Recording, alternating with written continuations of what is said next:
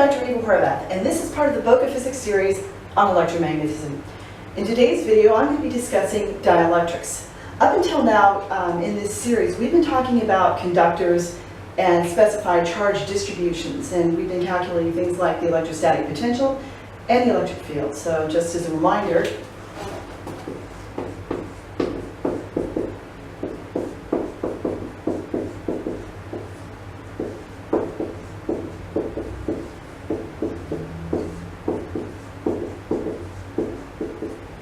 the electric potential is equal to 1 over 4 pi epsilon naught times the volume integral over the volume charge density over the magnitude of the separation vector. And there's similar expressions if you were happen to be given the surface charge density or line charge density. The electric field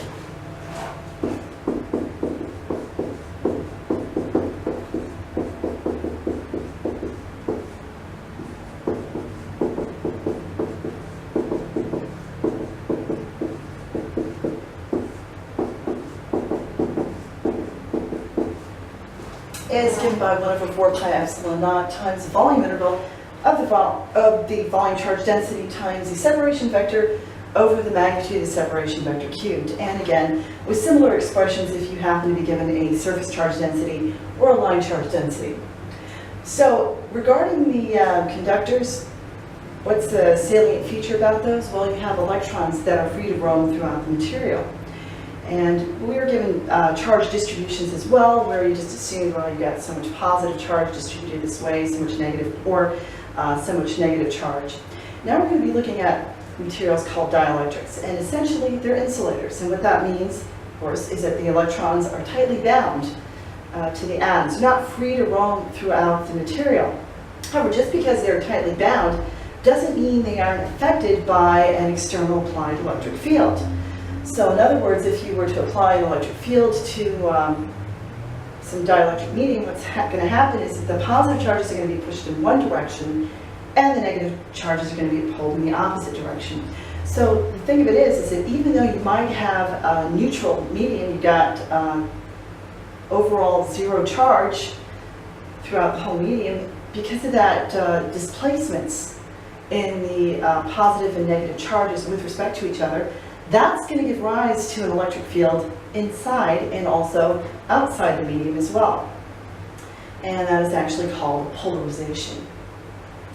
And over this lecture, what I'm going to do is I'm going to show you how to derive an expression for calculating the electric potential due to a dielectric medium.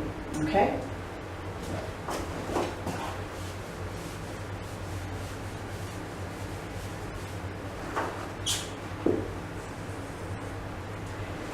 So let's suppose that we've got a polarized medium. So positive charges are pushed one way, negative charges are pushed in the opposite direction.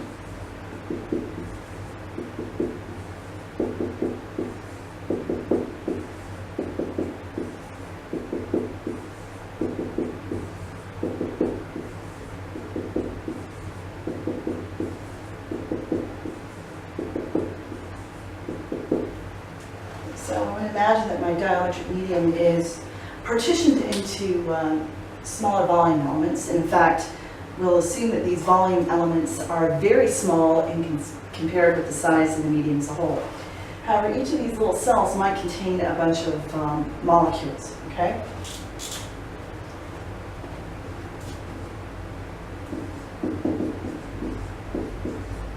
So recall earlier that we discussed such a beast. It's called a dipole, and dipole is a little quantity, has a positive and negative charge associated with it. We talked about physical dipoles and pure dipoles, and the expression for the potential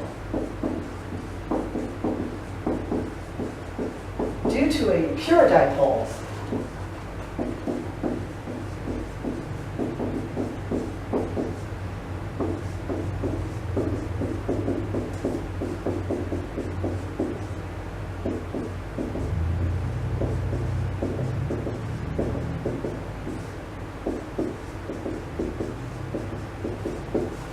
is equal to 1 over 4 pi epsilon naught dipole dotted into the separation vector over the magnitude of the separation vector cubed. As it turns out, it's actually a lot more convenient when I'm talking about dielectric media to think in terms of a polarization rather than a dipole. And polarization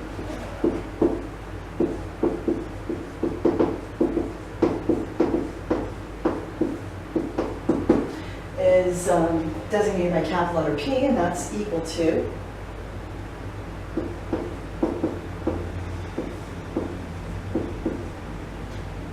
dipole per unit volume, okay?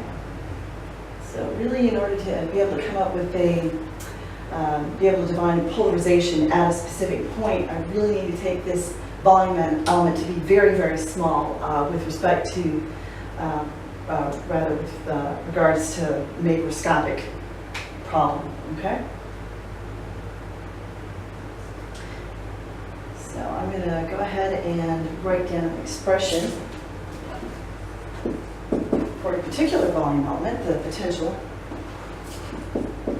is going to be 1 over 4 pi epsilon naught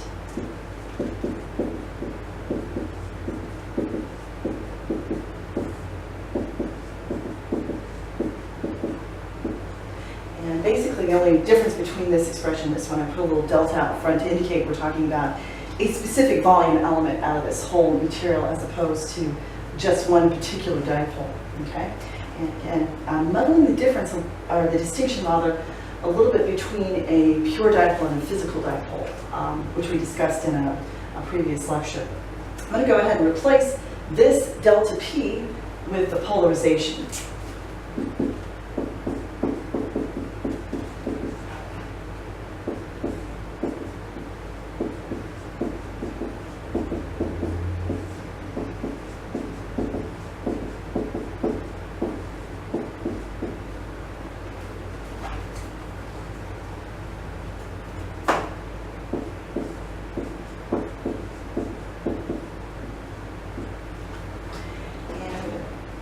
Make the polarization's dependence on prime quantities explicit there.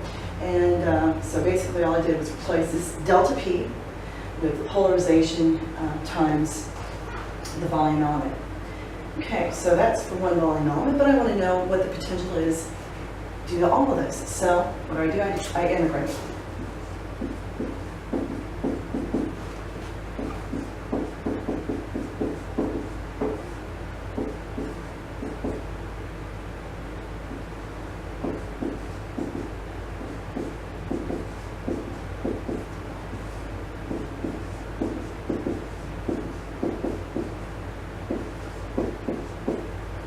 And that is how I calculate the potential due to a chunk of polarized material. Okay, and I should be careful here because this expression, for the time being, is valid only outside. So in other words, this gives me the potential outside. To be able to come up with an expression for the potential inside, I need to do a little bit more work. But anyway, I'm going to rewrite this expression in a little bit more convenient form that will bring out the physical features, or rather make them a little bit clearer. So first thing we'll look at is this separation vector in here. And remind myself that if I take the gradient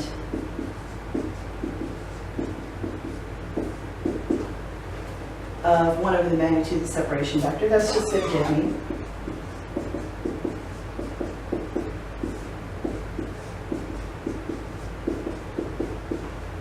minus the separation vector over the magnitude of the separation vector cubed.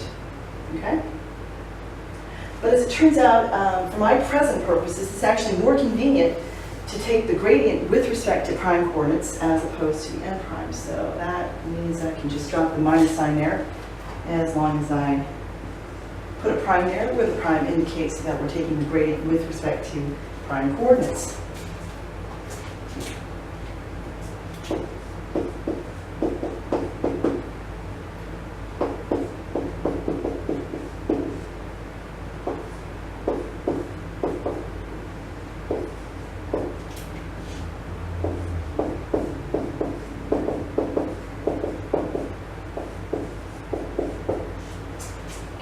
So now I have 1 over 4 pi epsilon naught over the volume integral of the polarization dotted into the gradient with respect to prime coordinates of 1 over the magnitude of the separation vector.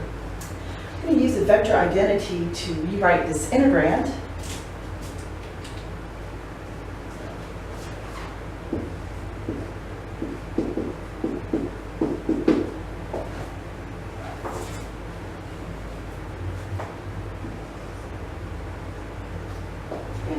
Call the divergence of the product of a scalar function and a vector is simply equal to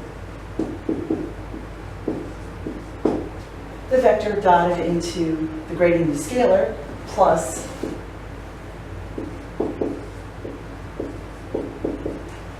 the scalar times the divergence of the vector function. So I'm going to go ahead and rewrite this and identify P as a general vector A and identifying 1 over the r minus r prime as my scalar function f.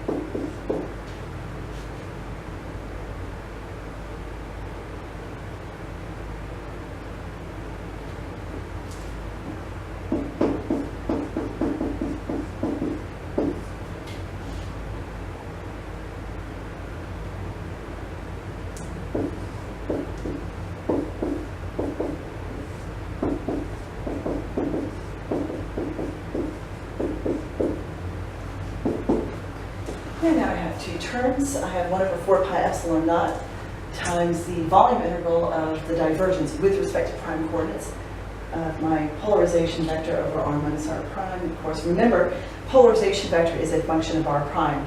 So minus 1 over 4 pi epsilon volume integral of the divergence of the polarization vector over r minus r prime. I'm going to make use of yet another theorem.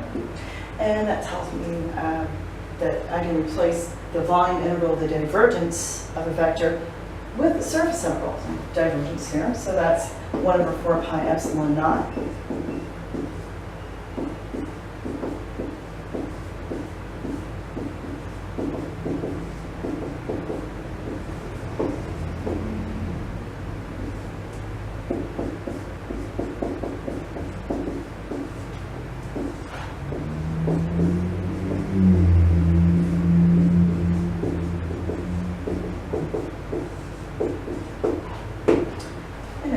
My new, more convenient expression.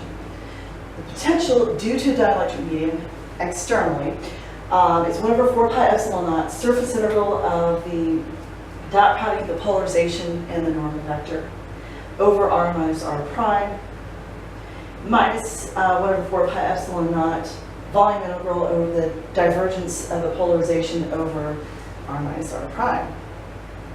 Okay.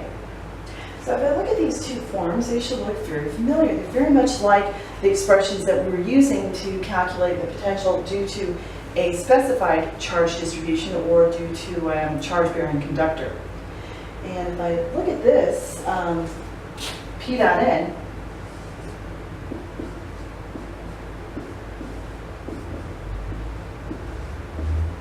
realize that has the units of charge per unit area. So I'm going to call this my surface charge density. And I'm going to put a subscript B here because this is the surface charge density due to the polarization.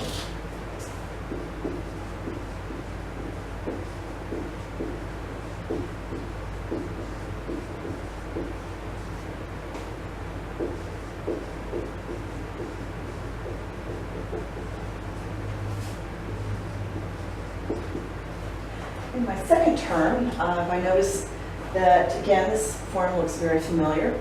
And I can identify the gradient, or rather, excuse me, the divergence of the polarization as my bound volume charge density. It's actually going to be minus the divergence of the polarization.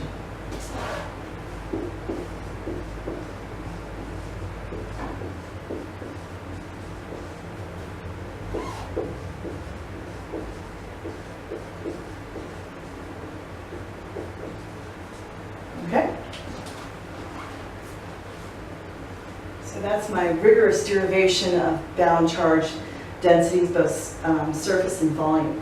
Now for the surface charge density, if I just look at this diagram here, it becomes apparent that this has uniform polarization. If you look at the right-hand side, there is definitely a buildup of positive charge on the right-hand side and a buildup of negative charge on the left-hand side. And I actually should have drawn this a few more in here. And zero surface charge density on the top of this and on the bottom. So I can kind of understand how physically there's a bound surface charge density. Understanding the concept of a bound volume charge density requires a little bit more work, it's a little bit more difficult to see.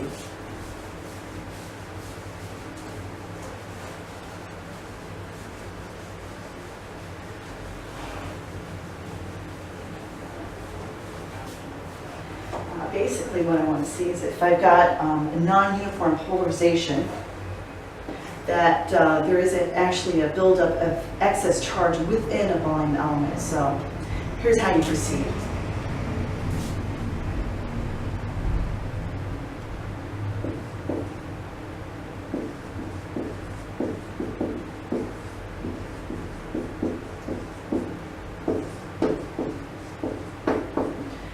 First thing I want to know is that the overall charge is neutral. So even though the overall charge is neutral, it's because of how the charge is distributed, bound charge is distributed, that I get that there is an electric potential and also an electric field. Okay? But to see that the overall charge is neutral, how do we do that? Well, I call my total charge QB, and I'm going to integrate the surface charge density over the surface area.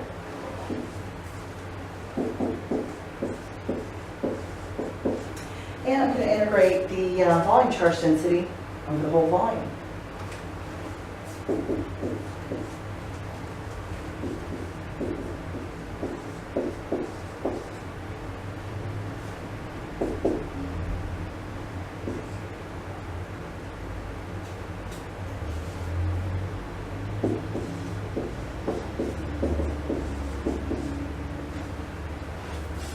I have the surface integral of the polarization dotted to the normal to the surface minus the volume integral of the divergence of the polarization. You can apply the divergence theorem once again.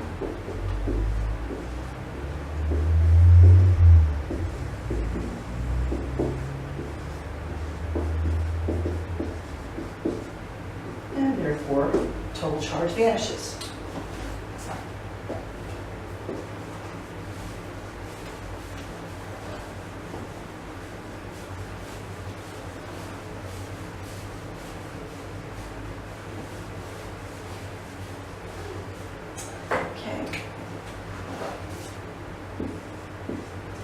Let's take a chunk of dielectric material, and let's suppose at first there's no field to it.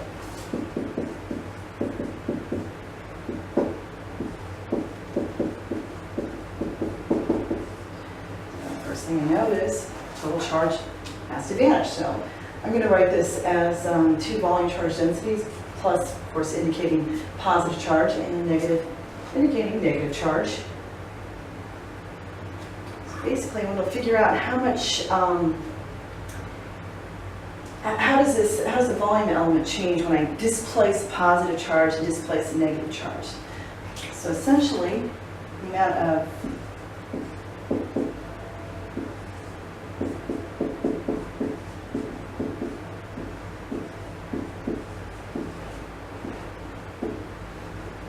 positive charge that passes through a surface element is equal to the density of the positive charge times the displacement. So I'm going to use delta plus to indicate the displacement of the positive charge down into the normal dA. If I want to figure out what's the total gain to a specific volume element,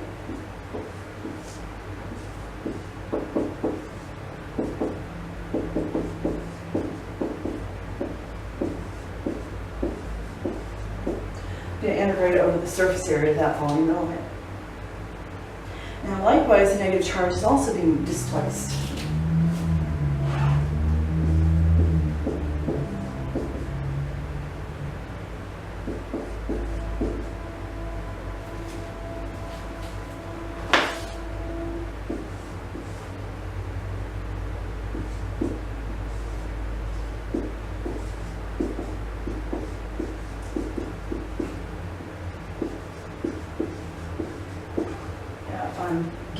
positive charge is going to be decrease in negative charge, okay? I'm going to add these two contributions together and realizing that P naught plus is equal to P naught minus, or vice versa if you prefer.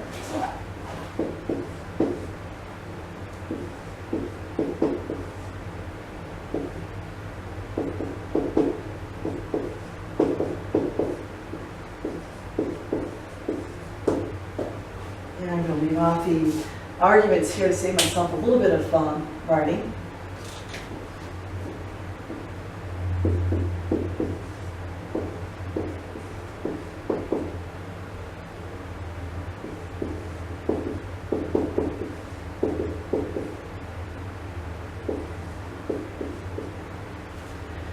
Therefore, the net amount of gain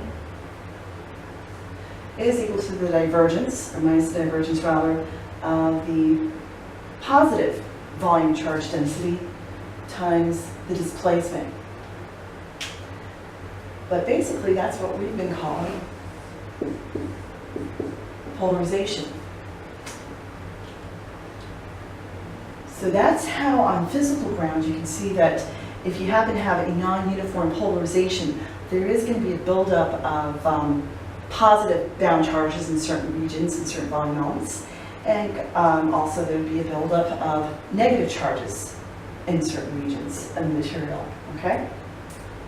Now, the important thing is to realize about dielectrics is that the overall charge is neutral. It's just how the charge is distributed that gives rise to electric fields in the material. Okay, so I'm not going to really worry about how this polarization came about for now, because the difficult thing is that electric field gives rise to polarization, but the polarization itself also gives rise to an electric field, and you have to take account of all of those quantities together.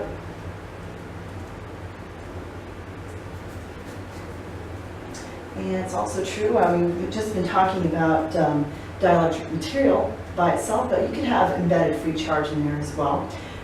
The free charge is also going to be influenced or affected by the field due to the dielectric medium. So it's a complicated set of affairs, but there is we'll develop the framework for handling those kinds of materials, okay?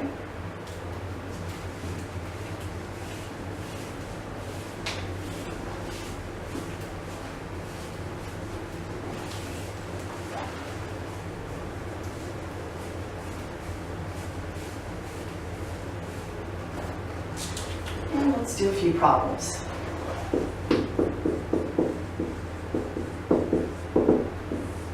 In our first example, let's assume that we've got a dielectric rod.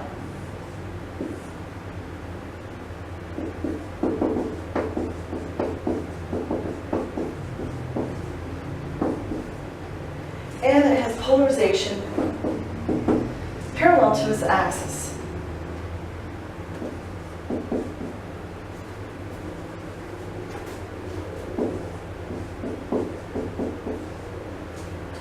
Polarization is given by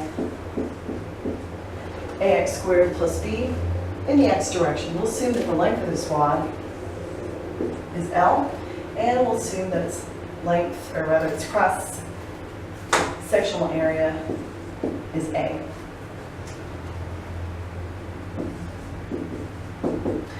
What's the surface charge density, or bound surface charge density on this rod?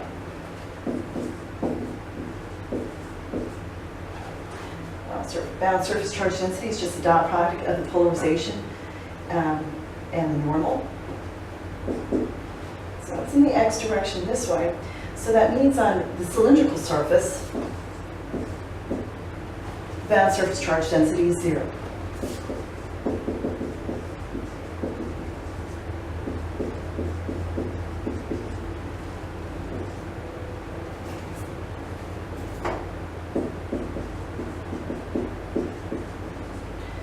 So what about the left-hand side? Well, we just need to evaluate the polarization at x equals 0.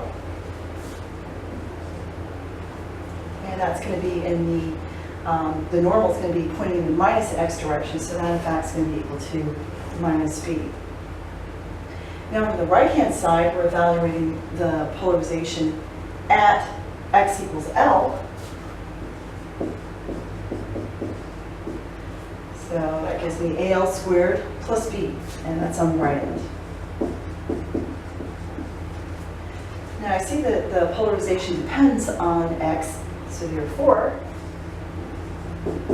I know that there's going to be a bound of volume charge density.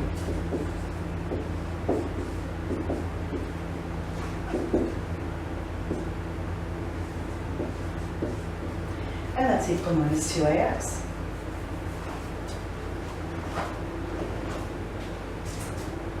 So I showed it generally speaking that the total charge vanishes, but I'm going to go ahead and verify it explicitly for this case.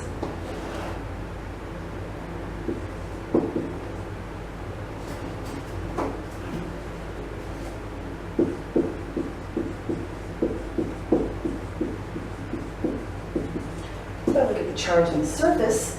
I'm going to add up the contributions from the cylindrical, the left end, and the right end. Cylindrical, of course, is 0.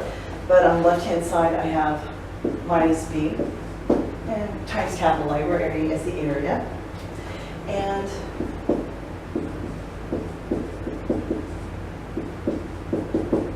AL squared plus B times the area. So the total amount of charge on the surface is just equal to little a times the length squared times the area. Charge in the volume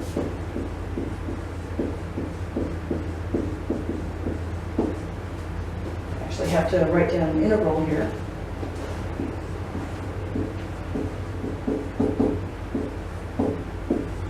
Pull the area out. And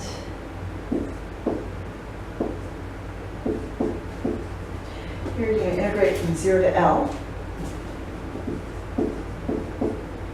And we're integrating the volume charge density, which is, let's stick the minus sign there, minus 2ax.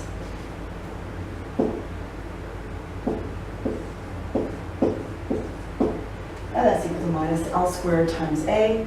If I add these two up, you can see clearly that the total charge vanishes. Okay?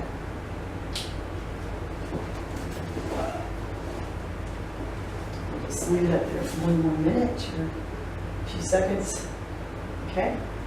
I'll just go through this again. Polarization is given by ax squared plus b, and it's pointing in the x direction. Calculate the surface charge density, bound surface charge density. 0 for cylindrical, minus b for the left end, and AL squared plus b in the right end.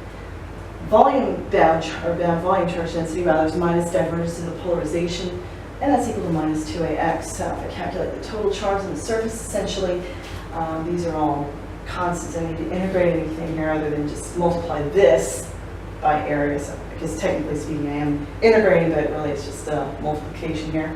Charge on volume, the area is just A, so I can do that immediately, and integrate from 0 to L of minus 2ax, and this plus this vanishes. Okay, let's do one more problem of this kind.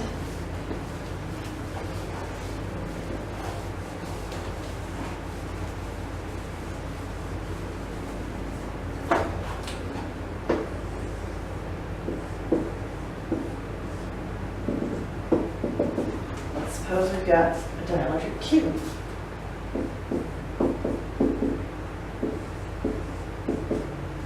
And let's suppose the polarization is given by, well, let's not use alpha here, let's use K times the radius.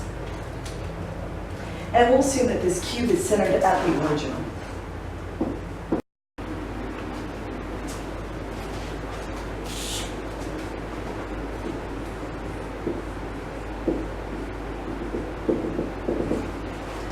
I have a cube that has polarization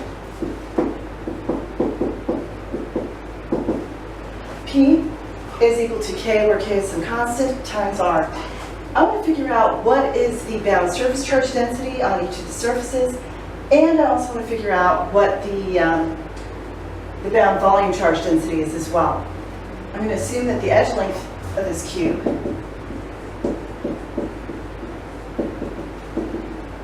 is L. I'm I'm also going to assume that this cube is centered at the origin.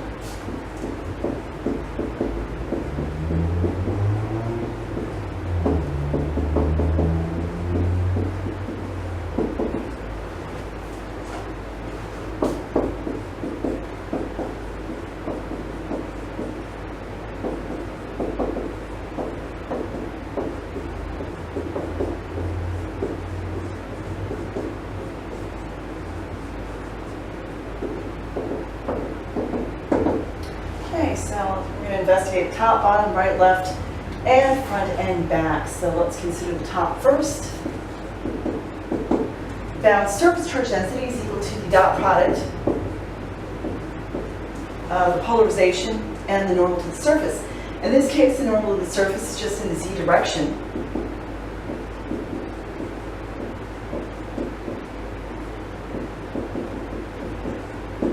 And this top surface is at z equals L over 2, so the only surviving term from the polarization, which is equal to a constant times the radius vector, is just going to be the z component. So this is going to be equal to KL over 2. The bottom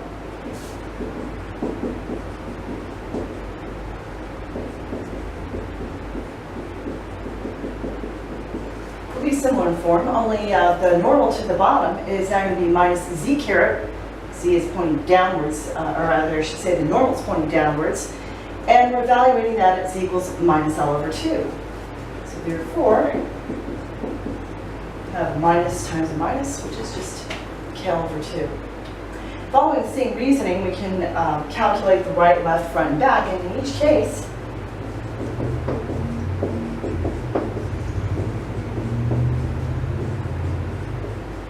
the bound surface charge density is going to be equal to KL over 2.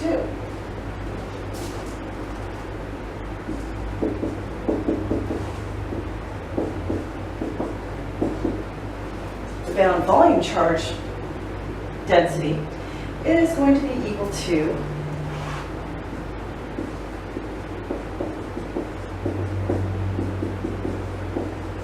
minus 3K. Remember, when you take the divergence of the radius vector, which is divergence of r, that's just going to give you 3, and so therefore it's going to be minus 3K. I'm going to check for this particular example that the total charge does in fact vanish.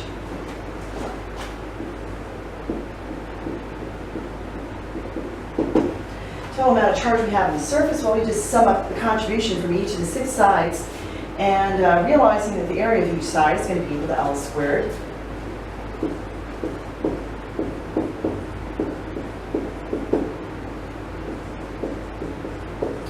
Wind up with 3K L squared, or L cubed, I should say.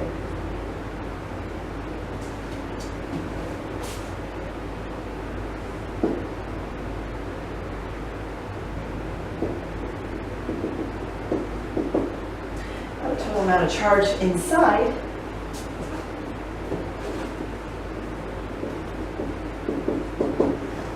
is going to be equal to minus 3K times L cubed.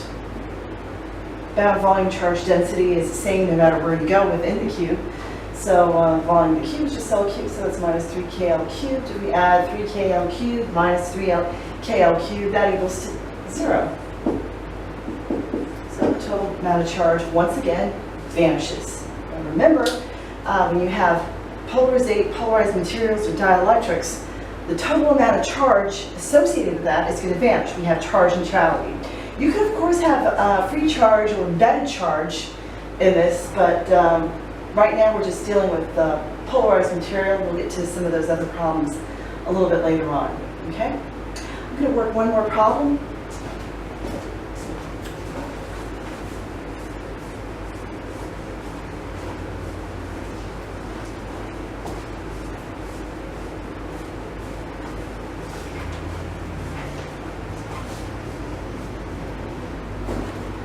Let's suppose that we have a polarized cylinder. And the polarization is directed along the z-axis. And we'll call it P naught z caret, P naught indicating the amount of polarization. And we'll assume too that our cylinder is placed, the center of the cylinder is placed at the origin.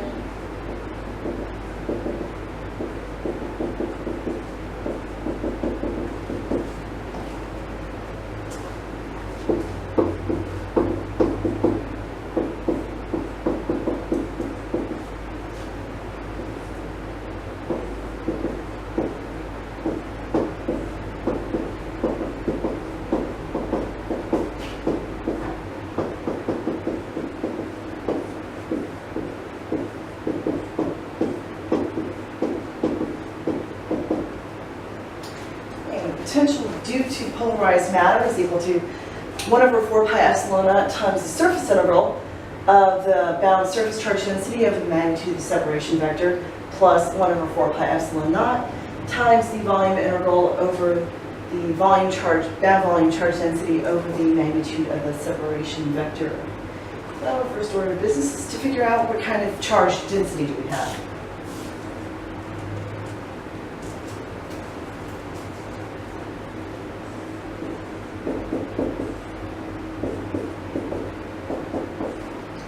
Bound volume charge density in this case just vanishes because the polarization is uniform.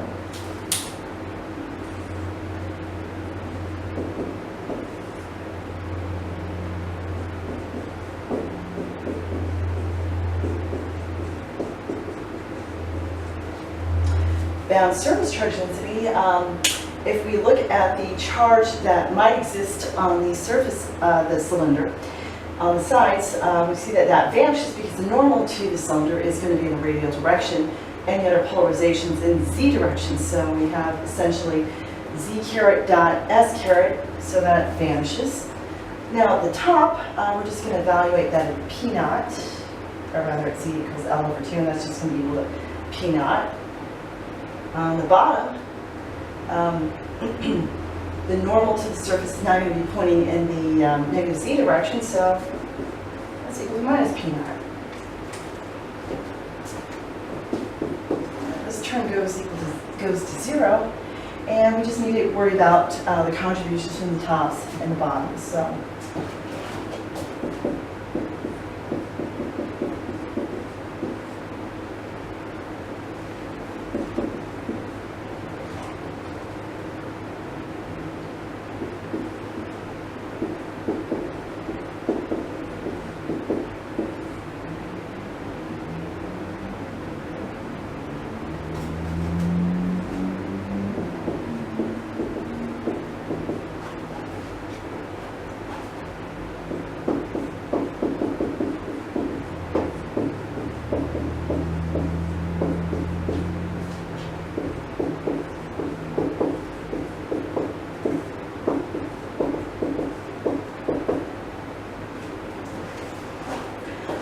Life a little bit easier on myself. I'm just going to evaluate this potential along the z-axis. So therefore, my field point is just going to be z caret.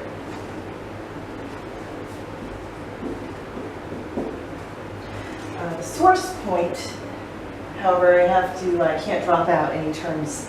So that's going to be s prime cosine phi prime x caret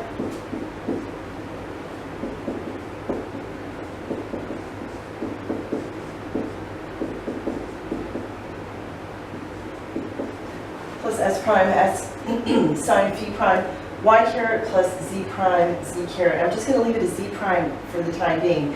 After all, we're going to be evaluating this at z prime is equal to L over 2 and z prime is equal to minus L over 2. I want to emphasize as well that I'm just calculating the outside, the exterior solution. I haven't provided justification yet for calculating the potential inside of the fields inside of this dielectric medium. So for now, remember, this is just the exterior solution.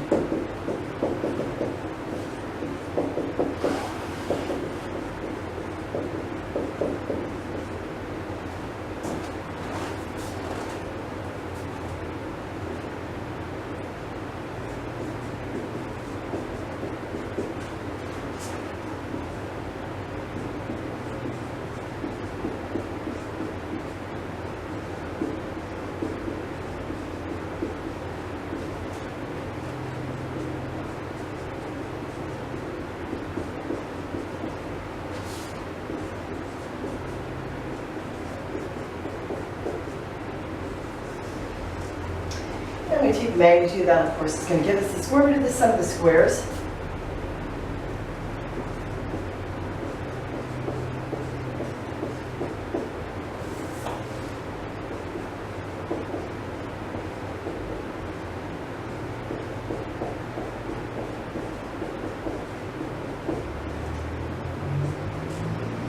Almost running out of space here, but you see how the square root of s prime squared cosine squared, or cosine phi prime squared, plus s prime squared plus, or times sine squared phi prime, plus z minus z prime quantity squared. Well, using the trigonometric identity that cosine squared plus sine squared equals to 1, you can eliminate the dependence on phi.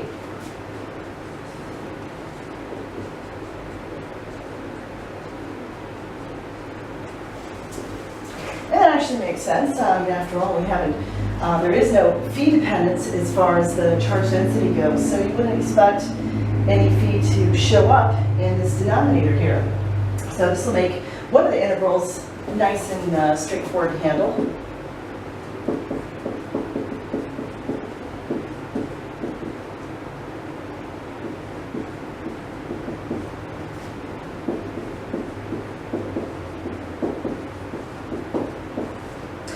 Down here, we're going to evaluate this at z prime equals L over 2.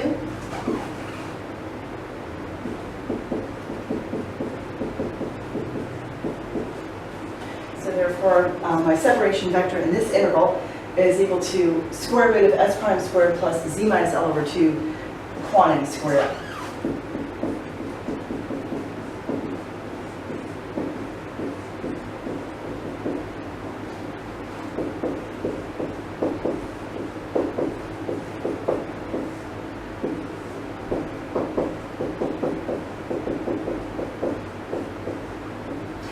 My second integral, I wind up with minus. Again, minus comes from the fact that the bound surface charge density is equal to minus p naught.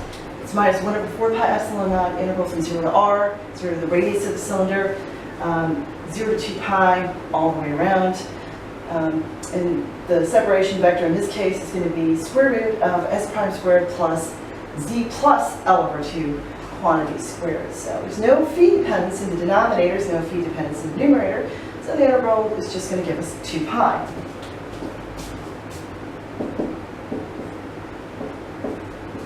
And I'm going to go ahead and pull out the p naught outside because that's a constant.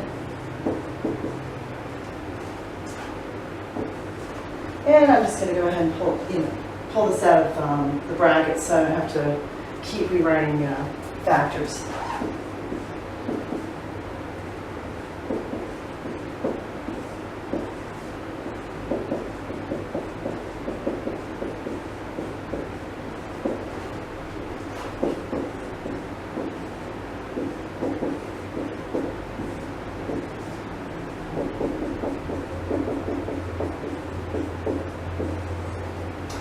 Happily, these are nice integrals to solve without having to consult a table.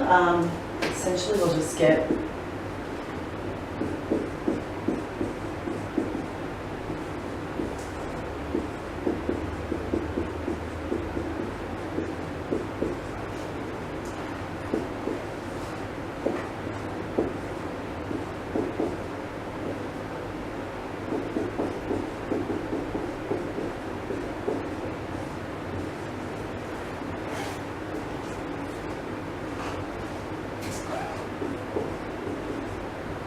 in both cases, they'll be in the form of the square root of s prime squared plus z minus L over 2 squared, and of course in the second term that'll be z plus L over 2 squared.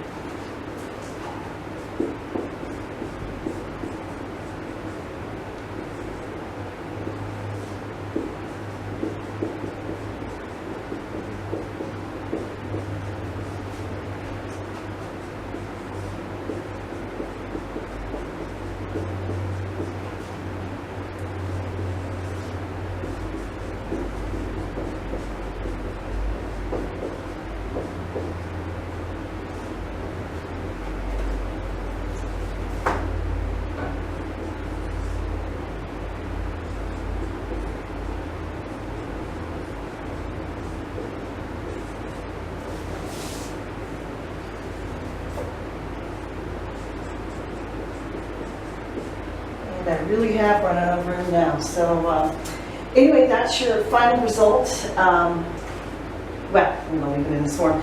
But anyway, another point I wanted to make here is that this problem looks a little bit familiar to you.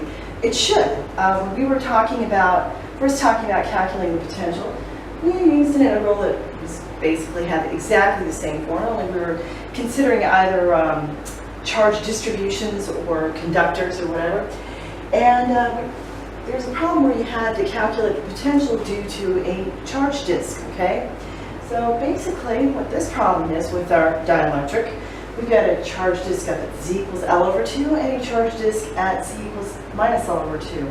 Actually, if you didn't want to go bother with all this integration stuff, you could have taken a shortcut and said, well, okay, remember back in that other problem where you had a disk at the origin, all you have to do is just shift up positive plate by L over 2 and then shift down the negative plate by, also by L over 2. Just put it down below the below z equals 0.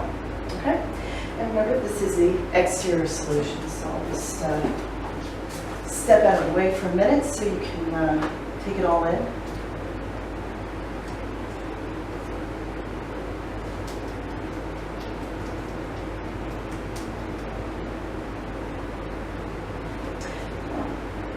Let's look at how you calculate the exterior solution.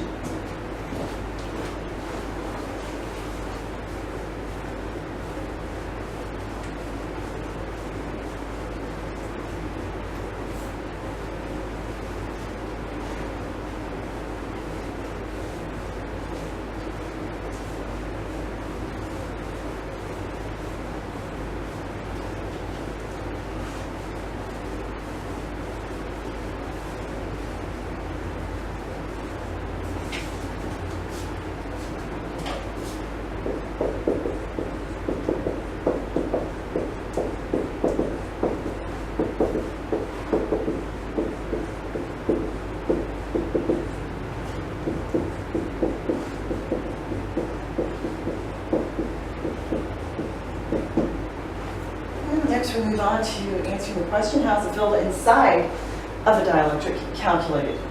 As you can imagine, that the fields involved are going to be enormously complicated.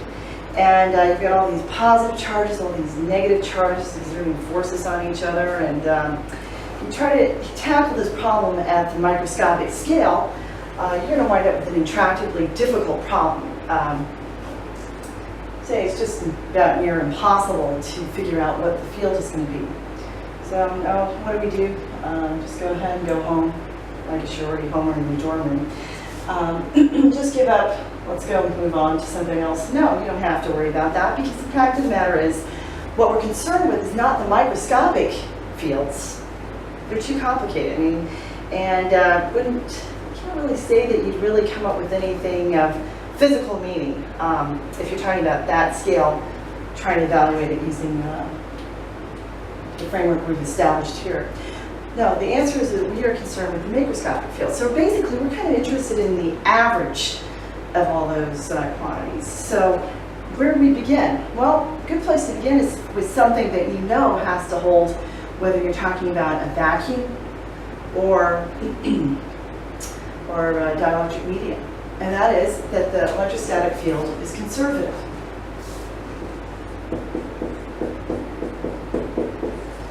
Electrostatic field being conservative tells us that the curl of the electric field is equal to 0.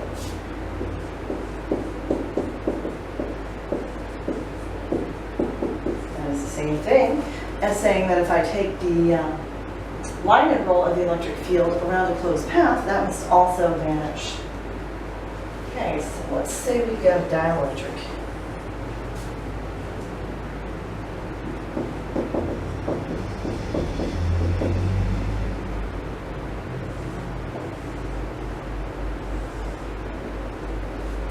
And I'm going to carve out a cavity, a needle-shaped cavity.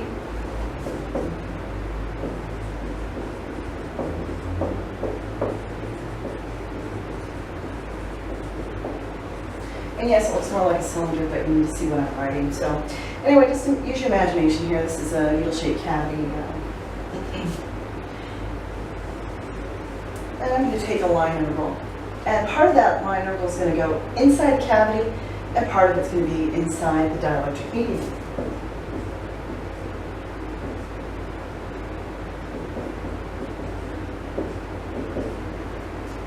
If electric fields are conservative, and they must be, the integral around this path must vanish. Okay? Now, the thing of it is that I can take this path as narrow as I'd like, and if I do that,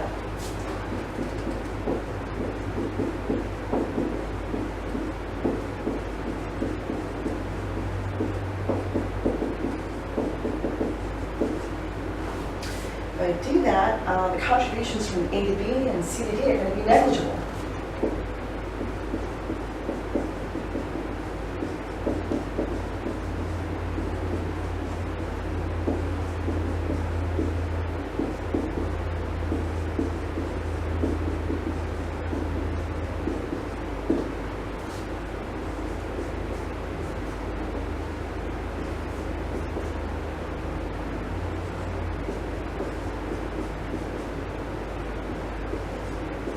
Therefore, if I take the dot product of the electric field in the dielectric with this line segment, and I also take the line integral, or rather the dot product of the vacuum electric field and the line path, those have to be equal to each other. Basically, we're saying that the tangential component of the dielectric and the tangential component of the electric field have to be equal to 0. Now if we go one step further and assume that the needle-shaped cavity is pointing in the same direction as the electric field,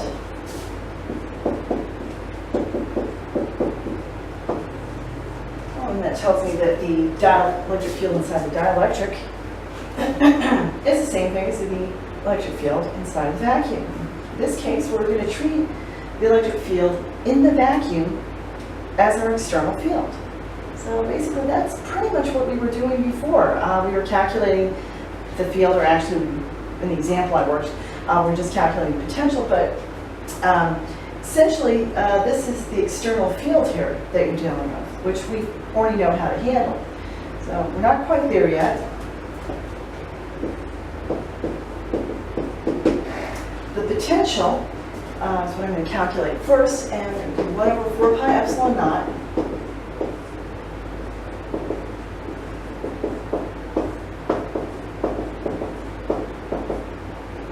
times the volume integral over the bound volume charge density over magnitude separation vector.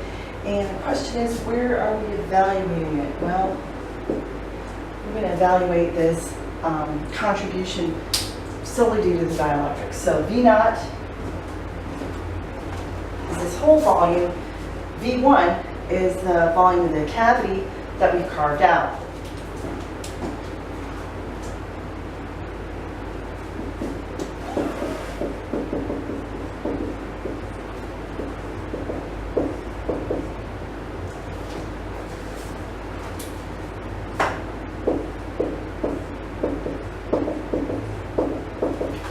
I need to calculate the contribution from the surface charge densities, because now I've got surfaces to deal with. I've got the outside surface of the dielectric, S naught, and then I've got the surfaces on the cavity itself. So I've got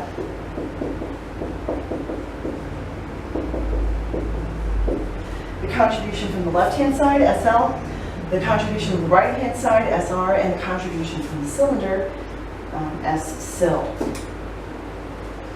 Okay, so again, I'm going to make this cavity very, very narrow. It's needle-shaped. If I make it really, really narrow, then the contributions from the left and the right-hand sides of the needle are just going to drop out. So I'm going to go ahead and erase those.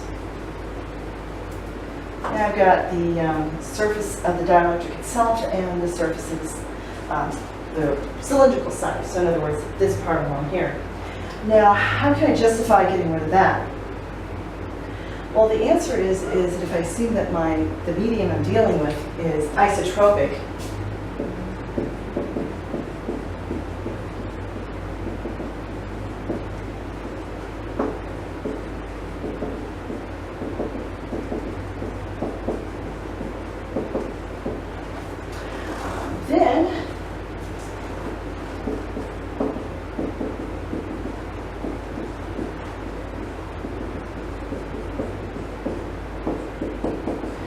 means that the polarization is in the same direction as E. Now, not all media are isotropic, and the thing of it is, if you have anisotropic media, you're going to have to resort to a little bit different argument from the one we're doing right now. But it's okay, because in undergraduate electromagnetism, we only deal with isotropic matter, so I'm going to assume that P is in the same direction. So if P is going that way, and at any point on the surface of the cylinder, the normal is going to be perpendicular to that. So, you know, the definition of bound surface charge density is polarization dot to normal. That's going to vanish. So that term drops out.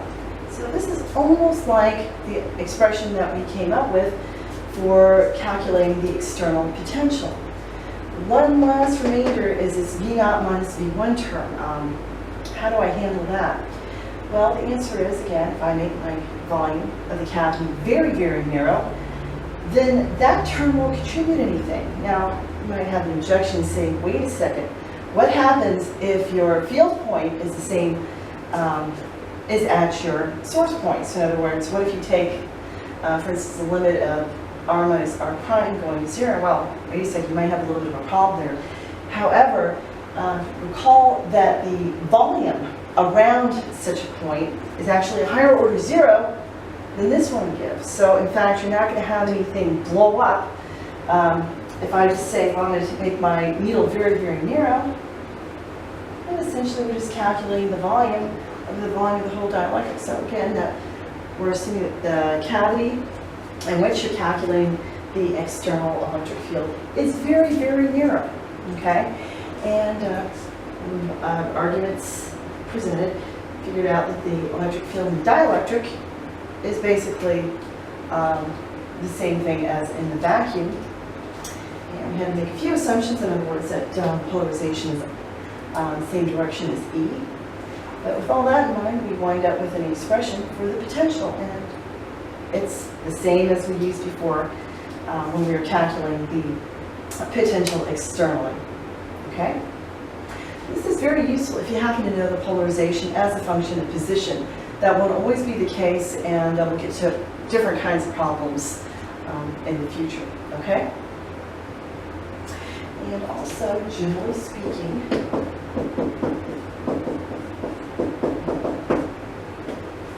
your polarization is a function of the electric field, and this is called the constitutive relation. And we will get into, again, more of how to handle this a little bit later on. Okay?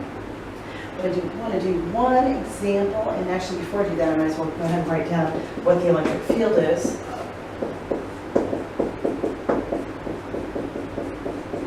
And that can be found just by taking the gradient, or minus the gradient of potential, the same as always.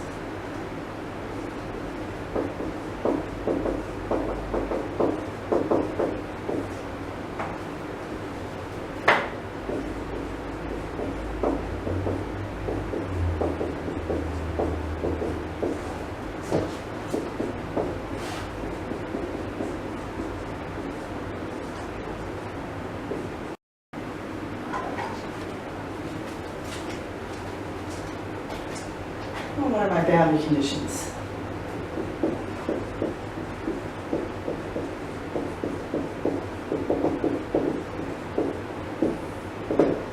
Well, first of all, you know that the potential has to be continuous across the boundaries. So in other words, V inside has to be equal to V outside, evaluated with the radius. And also, we know that the electric field will suffer a discontinuity at the surface when you have a surface charge density.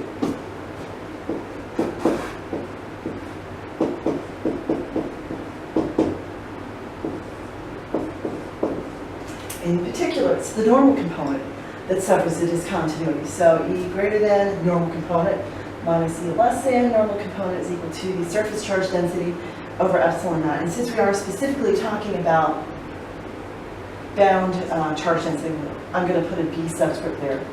And that's evaluated at radius. And let's go ahead and write that in terms of partial derivative of the potential. So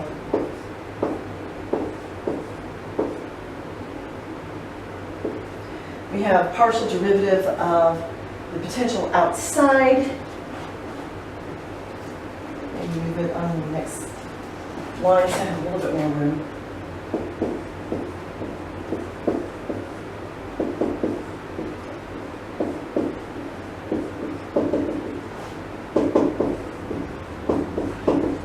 Partial derivative or minus partial derivative of the potential outside with respect to the normal plus partial derivative of the potential inside with respect to the normal. Evaluated R is equal to radius of the sphere is equal to the surface bound surface charge density over epsilon naught. And the normal component in this case is going to be in the radial direction.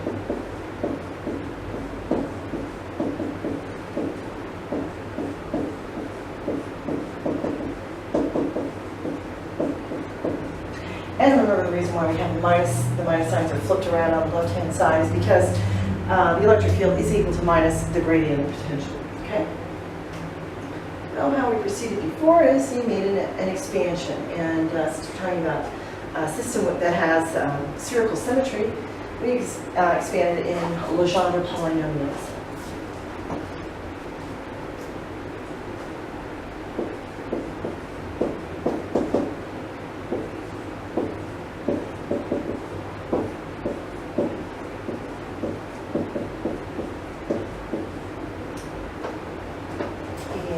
Going to have quite enough room here. Let me write it through here.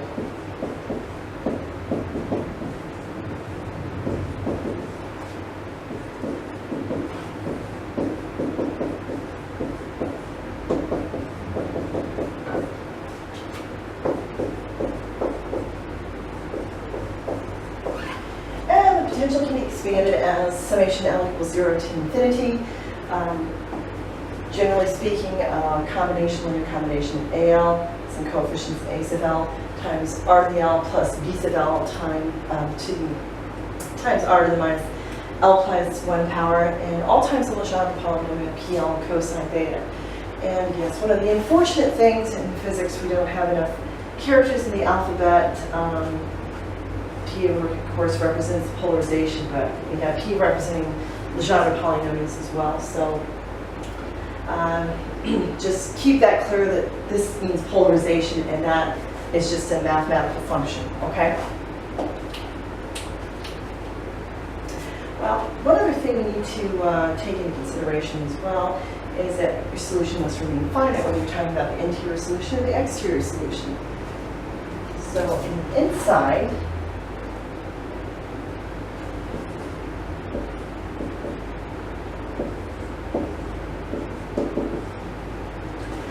if we were to retain terms of the form R to the minus L plus 1, you'd have a problem because those terms are going to blow up as R goes to 0. So therefore, we've only got A sub L times R to the L to PL cosine theta.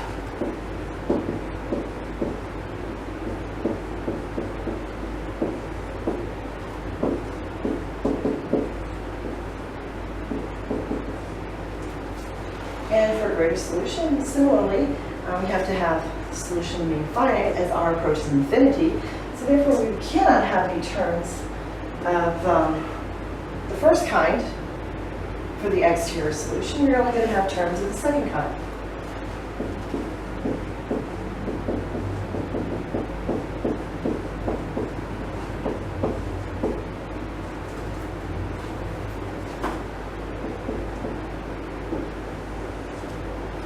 Okay, well, this is good because we've dropped out an infinity of number of possible coefficients. So let's move on. I'm going to impose this condition that there's a discontinuity in the normal component of the electric field. I take the partial derivative of the exterior solution with respect to the radius.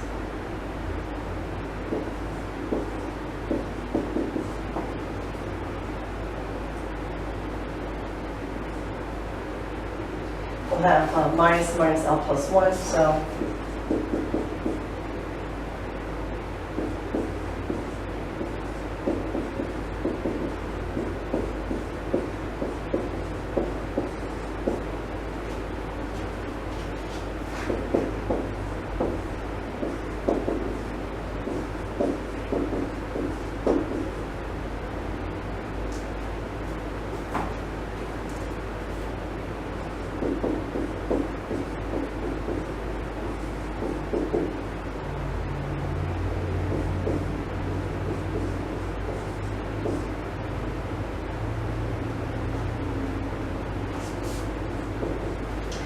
remember here, this P naught over here, I know this looks like I'm mixing up terminology here, but remember this P naught represents the polarization. These P's over here represent Legendre polynomial, okay? So when we were doing boundary conditions first off, and we're looking at problems like this, we made the argument that because of the orthogonality of the Legendre polynomials, every term in here is going to vanish except for one. Because I've got a cosine theta over the right-hand side, that means the only terms that survive from these two summations are going to be cosine theta terms. And we really need another couple of walls in here, another couple of boards piled on top. Remember the zeroth order Legendre polynomial is just one. First order cosine theta, second order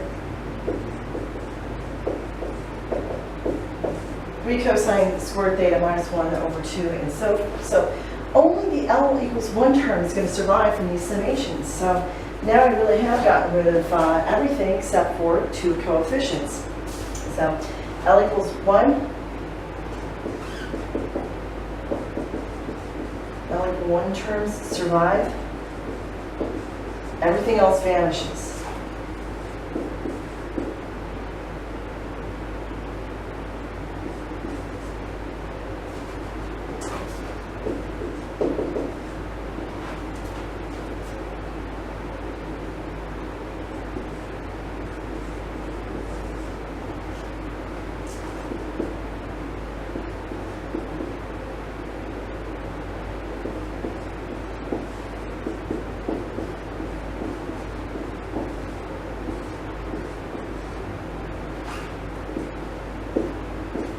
And the factors of cosine theta, or all the cosine thetas, drop out of this expression. And I've got still one equation and 2 unknowns. The last condition that I have to impose is that the potential be continuous. Well, if I set v less than equal to v greater than or equals the radius, then I'm actually going to have a sub 1 times r times cosine theta is equal to b sub 1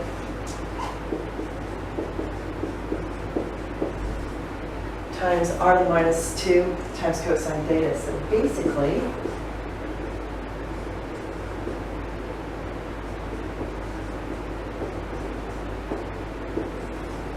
b sub 1 is equal to a1 r cubed.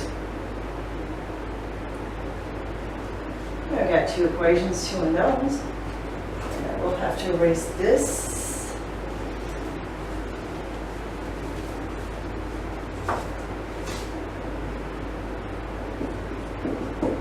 I'll wind up with a1 is equal to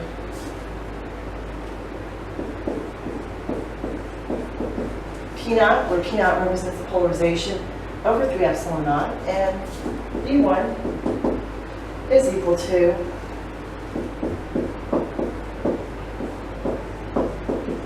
p naught r cubed over epsilon naught.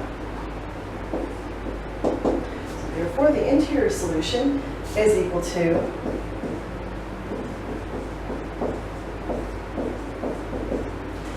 p naught times r cosine theta over 3 epsilon naught, and the exterior solution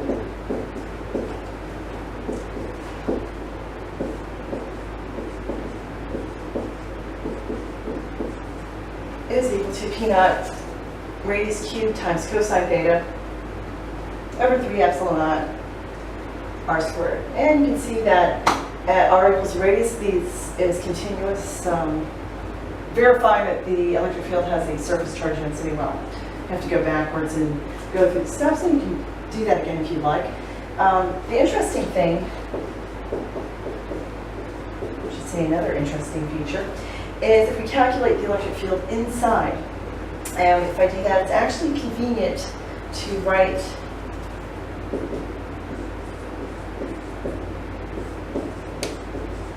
the interior solution in terms of z rather than r cosine theta, because then you can immediately write down what the electric field is inside.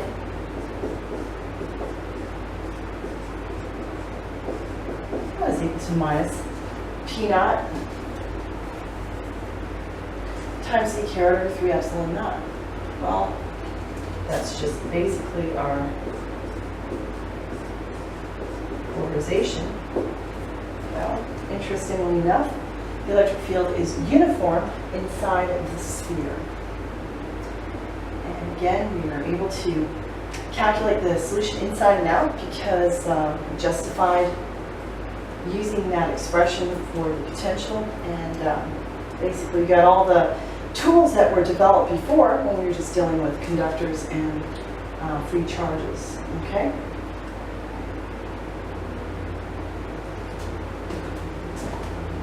And I'll leave it there, and next time around we will be talking about Gauss's law and the dielectric.